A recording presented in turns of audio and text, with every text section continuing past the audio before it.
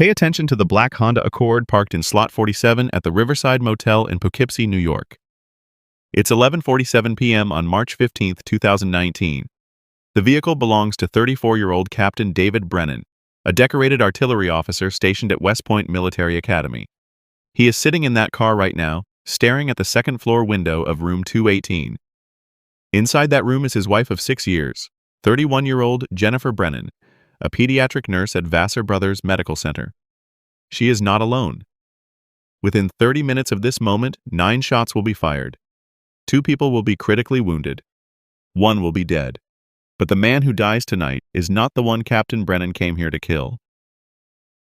The body recovered from room 218 will belong to Jennifer Brennan herself, shot twice in the chest by her own husband as she tried to protect the man she was with.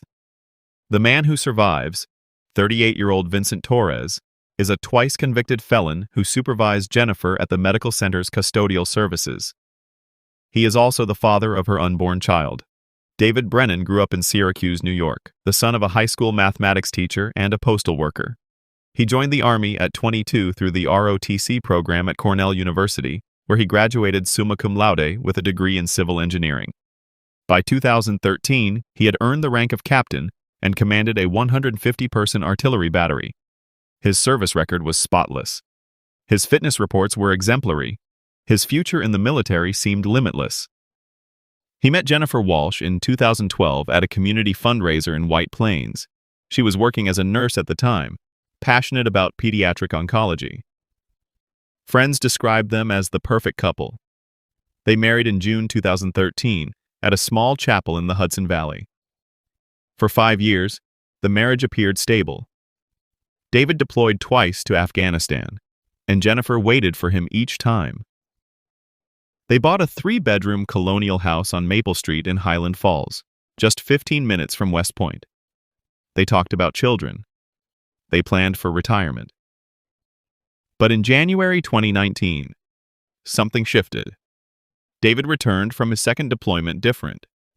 Colleagues noticed he seemed distracted during briefings. His commander, Lieutenant Colonel Raymond Foster, would later testify that Captain Brennan had become emotionally volatile and withdrawn. Jennifer confided to her sister, 28-year-old Emily Walsh, that David had become obsessively jealous and controlling.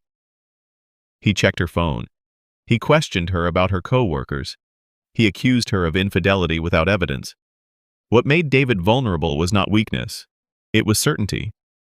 He believed absolutely in codes of honor, in loyalty, in the sanctity of marriage vows.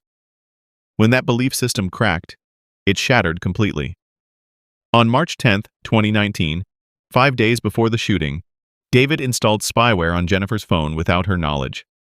The application was called M-Spy, purchased for $69.99 from a website that marketed it as parental monitoring software.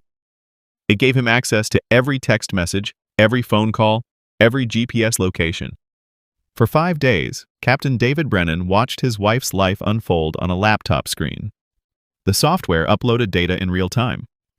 He saw text messages between Jennifer and Vincent Torres that began as casual workplace conversation in December 2018. By February, the messages had become intimate. By March, they were explicit. Vincent Torres was not a predator in the traditional sense. He was a maintenance supervisor who had served 4 years in Attica Correctional Facility for aggravated assault from 2008 to 2012. He had been released on parole and hired by Vassar Brothers Medical Center in 2013 under a state program that incentivized employers to hire formerly incarcerated individuals. His criminal record was known to the hospital. His work performance was adequate. He was married with 2 children, ages 9 and 7, living in a 2-bedroom apartment on Mill Street in Poughkeepsie. The messages David intercepted showed a relationship that had escalated rapidly. Jennifer told Torres she was unhappy. She described her marriage as suffocating. She said David had become paranoid and controlling since his return from deployment. Torres responded with sympathy, then affection, then desire. They met for lunch on February 14th. They met after work on February 22nd and March 1st. They had sex for the first time on March 4th in Torres's pickup truck, parked behind the medical center at 11:30 p.m. On March 12th, Jennifer sent Torres a text message that contained 4 words. "I'm 8 weeks pregnant." Torres responded 40 minutes later. "Are you sure it's mine?" Jennifer's reply was immediate. "David and I haven't had sex in 3 months. It's yours." What David Brennan was building was not just evidence of betrayal. He was constructing a narrative of justification, brick by digital brick. He screenshot every message. He logged every GPS location. He created a spreadsheet documenting 47 separate instances of contact between his wife and Vincent Torres over a 90-day period. He researched New York's laws regarding justifiable homicide. He searched for the phrase, crime of passion defense, 23 times on his laptop between March 13th and March 15th. March 15th, 2019, began like any other Friday. David Brennan reported to West Point at 0700 hours for morning formation. He attended a staff meeting at 0900 hours. He had lunch in the officers' mess at 1200 hours. His commander would later state that David seemed perfectly normal, perhaps slightly quieter than usual. Jennifer Brennan worked the day shift at Vassar Brothers Medical Center, clocking in at 0700 hours and clocking out at 1530 hours. At 1647 hours, her phone's GPS placed her at the Stop and Shop grocery store on South Road in Poughkeepsie. She purchased milk, bread, chicken breast, and a pregnancy test. The receipt, recovered later, was time-stamped at 1702 hours. At 1815 hours, Jennifer sent a text message to David. "Working late tonight, don't wait up." It was a lie. The GPS tracking showed she was at home. At 1903 hours, she left the house and drove to the Riverside Motel on Route 9. She checked into room 218 at 1917 hours, paying $89 in cash for one night. The desk clerk, 56-year-old Pauline Vasquez, remembered her clearly. She seemed nervous. She kept looking at her phone. Vincent Torres arrived at 2015 hours, parking his gray Chevrolet Silverado 3 spaces from Jennifer's white Toyota Camry. Security footage from the motel office captured him walking quickly toward the stairs, carrying a plastic bag from CVS Pharmacy. He knocked on the door of room 218 at 2017 hours. Jennifer opened it immediately. David Brennan left West Point at 1930 hours, telling his duty officer he was going home for the evening. Instead, he drove directly to the Riverside Motel. His Honda Accord appeared on the motel's security camera at 2133 hours. He parked in slot 47, 6 spaces from Jennifer's vehicle. He sat in his car for 14 minutes. During that time, he sent 3 text messages to Jennifer, all unanswered. At 2147 hours, he exited his vehicle carrying a Beretta M9 service pistol, the same weapon he had qualified with during his military career. What happened in the next 12 minutes was reconstructed from crime scene evidence, ballistics reports, witness statements, and Vincent Torres's own testimony. David Brennan climbed the exterior stairs to the 2nd floor. He walked directly to room 218. He did not knock. He kicked the door once, near the handle, splintering the frame. The door swung open. Jennifer and Vincent were sitting on the bed, fully clothed, eating Chinese takeout from white paper containers. Vincent later stated that Jennifer screamed immediately upon seeing David.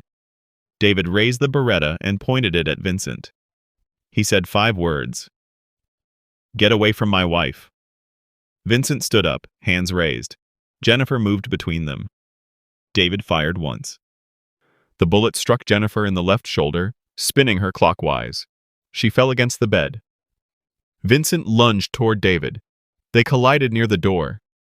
David fired twice more. One round struck Vincent in the abdomen. The second missed entirely, embedding in the drywall behind the television.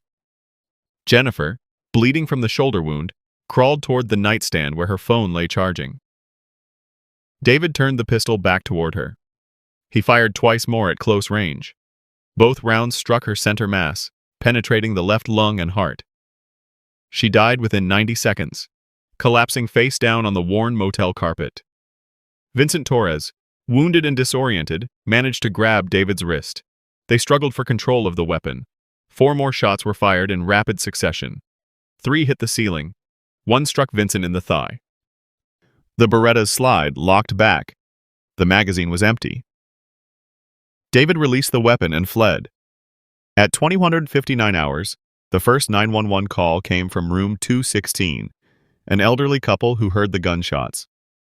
At 22:01 hours, Vincent Torres himself called 911 from Jennifer's phone saying, "I've been shot. My friend's been shot. She's not breathing. Please help us." David Brennan drove south on Route 9 toward the Bear Mountain Bridge. At 22:14 hours, a New York State trooper conducting a routine traffic stop on Route 202 noticed a black Honda Accord traveling at 87 miles per hour in a 55-mile-per-hour zone. The trooper, 31-year-old Officer Marcus Delgado, activated his lights and initiated pursuit. The chase lasted 11 minutes and covered 8.4 miles. David drove erratically, crossing the center line multiple times. He ran 2 red lights in the town of Peekskill. At 2025 hours, near the intersection of Main Street and Division Street, David lost control of the vehicle while attempting a high-speed turn. The Honda struck a utility pole at approximately 60 miles per hour. The impact deployed the airbags and shattered the windshield. Officer Delgado approached the vehicle with weapon drawn. David was conscious but dazed, blood streaming from a laceration on his forehead. He made no attempt to flee. When Officer Delgado ordered him out of the vehicle, David complied immediately. He said 8 words. "I killed my wife. She was with him." At 22:37 hours, Dutchess County Sheriff's deputies arrived at the Riverside Motel. They found Jennifer Brennan dead in room 218. Vincent Torres was conscious but losing blood rapidly from 3 gunshot wounds. Paramedics transported him to Vassar Brothers Medical Center, the same hospital where he worked, the same hospital where Jennifer had saved countless children's lives. He survived emergency surgery. The ballistic fragments removed from his body matched the Beretta M9 recovered from the crime scene. While David Brennan sat in the Dutchess County Jail awaiting arraignment, investigators began piecing together the digital trail that led to room 218. Detective Angela Rivera of the Dutchess County Major Crimes Unit obtained warrants for David's laptop, phone, and cloud storage accounts. What she discovered painted a portrait of a man who had meticulously documented his own unraveling. The M-Spy surveillance software had captured 2,147 text messages between Jennifer and Vincent over 63 days. It had logged 89 phone calls. It had tracked Jennifer's location 24 hours a day, creating a GPS breadcrumb trail of every affair-related meeting. David had organized this data into folders labeled by date. He had annotated screenshots with his own commentary, writing things like lies and proof of betrayal in red digital ink. But the most chilling discovery was a document titled Plan.docx, last modified on March 15th at 18:23 hours, just 96 minutes before the shooting. The document contained a single paragraph. "If she's with him tonight, I'll know for certain. No more doubts, no more wondering. I'll confront them both. I'll give Vincent a chance to leave. If he doesn't, I'll do what needs to be done. If she chooses him over me, she's made her decision. I can't live with that decision." Investigators also discovered that David had withdrawn $2,500 in cash from his bank account on March 14th. They found a duffel bag in his Honda's trunk containing civilian clothes, a road atlas with routes to Canada highlighted, and a spiral notebook filled with rambling entries about honor, betrayal, and justice. The final entry, dated March 15th, read, "Some things cannot be forgiven. Some people don't deserve mercy." Forensic psychologist Dr. Helen Martinez evaluated David at the request of his defense attorney. Her report described a man experiencing acute stress reaction exacerbated by perceived betrayal, complicated by military training that emphasized decisive action under pressure. She noted that David showed no remorse for killing Jennifer, but expressed regret that Vincent survived. David told Dr. Martinez during their interview, "I gave her everything. I served my country. I was faithful, and she chose a criminal over me. What was I supposed to do?" David Brennan was arraigned on March 18, 2019, on charges of murder in the second degree, attempted murder in the second degree, and criminal possession of a weapon. He pleaded not guilty. His attorney, public defender Thomas Gallagher, argued for voluntary manslaughter based on extreme emotional disturbance. The prosecution rejected any plea bargain. The trial began on November 4, 2019, in Dutchess County Court. It lasted 19 days. The prosecution presented the surveillance data, the plan docs document, and testimony from Vincent Torres, who appeared in court using a cane due to permanent nerve damage in his left leg. The defense argued that David had acted in the heat of passion, that the discovery of the affair had temporarily destroyed his capacity for rational thought. On November 26, 2019, the jury deliberated for 7 hours. They found David Brennan guilty on all counts. The judge, the Honorable Patricia Kalski, sentenced him to 25 years to life for murder, 15 years for attempted murder, and 5 years for weapon possession, to be served consecutively. The total sentence was 45 years to life. David, now 35 years old, will be eligible for parole in 2064, when he is 80 years old. Vincent Torres survived his injuries, but was terminated from his position at Vassar Brothers Medical Center due to the scandal. He divorced his wife in 2020. He was not charged with any crime related to the affair, though he testified under oath about the relationship. The child Jennifer was carrying when she died would have been born in October 2019. Genetic testing performed during the autopsy confirmed Vincent Torres was the biological father. Jennifer Brennan was buried on March 22, 2019, at St. Mary's Cemetery in Highland Falls. More than 300 people attended her funeral, including colleagues from the medical center, childhood friends, and members of the pediatric oncology community she had dedicated her career to serving. Her sister Emily delivered the eulogy, describing Jennifer as someone who gave everything to help sick children, who showed compassion to everyone she met, and who made one terrible mistake that cost her everything. The Riverside Motel still operates on Route 9 in Poughkeepsie. Room 218 has been rented to countless guests since that night in March. The bloodstains were professionally cleaned. The bullet holes were patched and painted over. The door frame was repaired. But the desk clerk, Pauline Vasquez, still remembers the young nurse who checked in that Friday evening, nervous and distracted, clutching her phone like a lifeline. She remembers the sound of the gunshots. She remembers the sirens.